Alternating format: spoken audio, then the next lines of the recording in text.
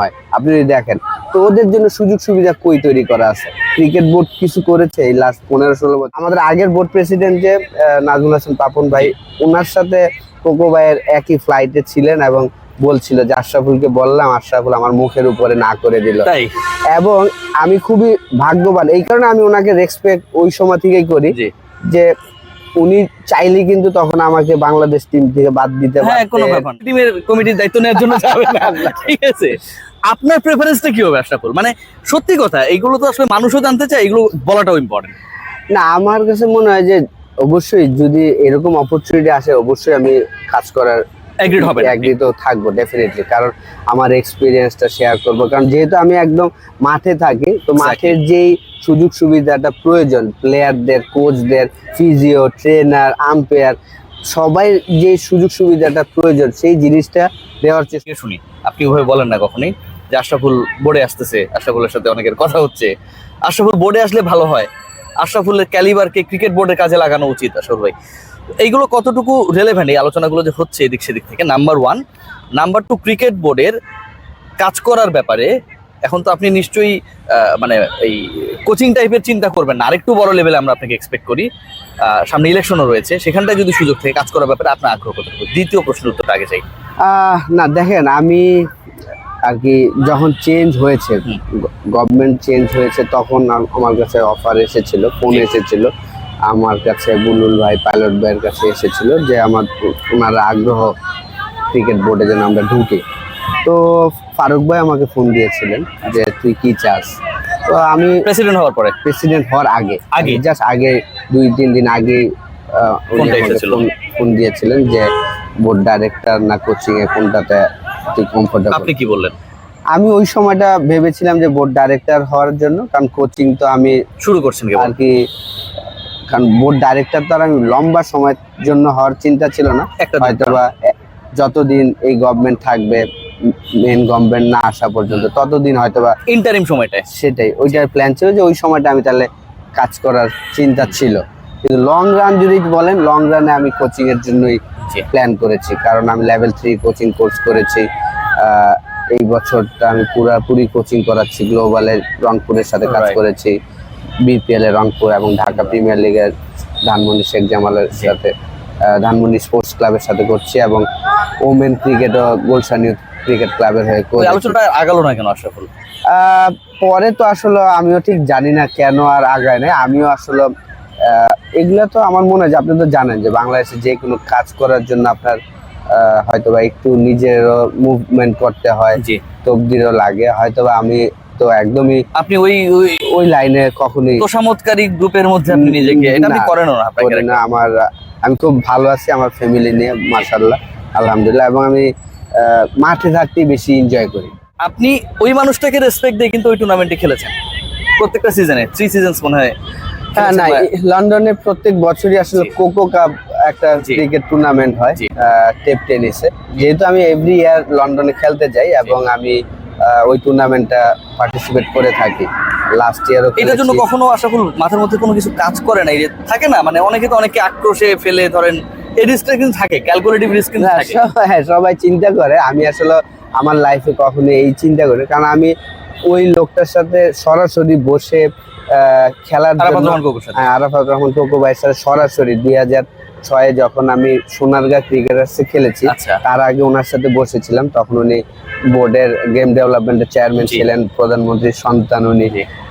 ওই ভাব কি ছিল তার মধ্যে? না, সেই কারণেই আসলে আমার ওই সাহসটা হয়েছে যে উনি আমাকে বলছেন যে আশরাফুল সবাই তো এই টিমে খেলতে চায়। আমি বলছি হ্যাঁ, আমিও খেলতে চাই, কিন্তু আমার যে একটা অফার ছিল, আপনি যদি এইটা দেন তাহলে আমি খেলবো, এছাড়া খেলবো না। আপনি ওইখানে মোটামুটি আপনার পারিশ্রমিকটা আমি চেয়েছি, প্রফেশনাল ছিল। হ্যাঁ, যেহেতু আমি তখন আমি আসলে it should be like that, না আপনি অন্য ফ্যাসিলিটিসও চাননি না, যেটা আমি আমার, এবং উনি 3 বার বলেছিলেন যে আশরাফুল তুমি 2 দিন পরে বলো। আচ্ছা, তো সবাই তো আসলে চিন্তা করতো যে হ্যাঁ, আরাফাত রহমান কোকো ভাই প্রধানমন্ত্রীর ছেলে, ওই চিন্তায় হয়তো সব চুপ হয়ে যেত। আমি বলছি না ভাই, আপনি যদি আমাকে এটা দেন তাইলে আমি খেলবো, এছাড়া খেলবো না। উনি 3 বার বলছে যে আশরাফুল তুমি 2 দিন পরে বলো। আমি বলছি না কোকো ভাই, যদি ওইটা দেন। পরে তো আমাকে আসলে ইশতিয়াক ভাই, সোনারগাঁ ক্রিকেটার্সের, উনি আমাকে বিরাট ওই সময় হ্যাঁ। 2006-এ জি। 9 লাখ টাকা অনেক যেটা টাকা। Highest paid. একদম এর আগের বছর আমি হাইয়েস্ট পেড ছিলাম, বিমানের হয়ে খেলেছিলাম 5,25,000 টাকা। ওই 2005-এ ওইটা হাইয়েস্ট পেড ছিল। তারপর তো ইশতিয়াক ভাই আমাকে নিলেন সোনারগাঁয়ে। হুম।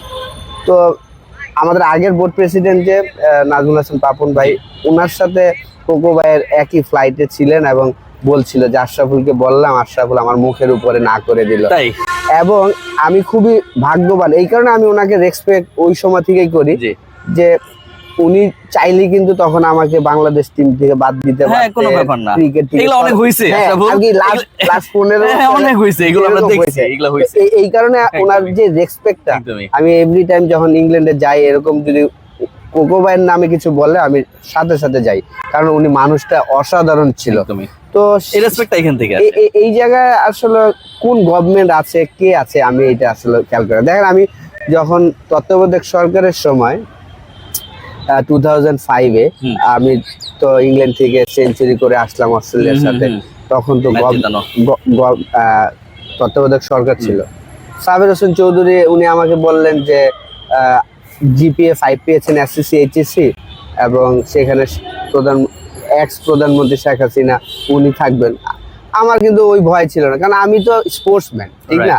এবং আমি যাচ্ছিল যারা, তখন তো বিএনপি গভর্নমেন্ট ছিল। হ্যাঁ, তো কিন্তু আপনি কিন্তু গেছেন। গেছি। একদমই। কেন গেছি? কারণ আমি গেছি যে প্রতিভাবান স্টুডেন্টদের Right. পুরস্কার ইউ আর দিতে। আইকন। সেই কারণে আমি গিয়েছি। তো আমার মধ্যে আসলে ওই ভয়টা আসলে কখনোই নাই, কারণ আমি জানি যে আমি কতটুকু অনেস্ট। এটার জন্য আশরাফুল, নেক্সট ইলেকশন তো চলেই আসবে কিছুদিন পরে। ধরেন অনেকে অনেকের মতো করে আসলে মাঠ গুছাচ্ছেন, এগুলো খুব স্বাভাবিক, হবেই, খুব স্বাভাবিক, বুঝছেন? টিম গোছানোর মতো, যেমন আপনি এই মধ্যে ধানমন্ডি স্পোর্টস ক্লাব করছেন। এখানটায় যদি আশরাফুল আপনাকে কেন্দ্র করে যদি কারো কোনো আগ্রহ থাকে, বা আপনার যদি সুযোগ থাকে অ্যামাং দোজ 25 ডিরেক্টরস, যে আপনি ক্রিকেট বোর্ডে যাওয়ার একটা ওয়ে আউট তৈরি হলো, আপনি সেক্ষেত্রে কি অ্যাগ্রিড হবেন কিনা, এক নাম্বার।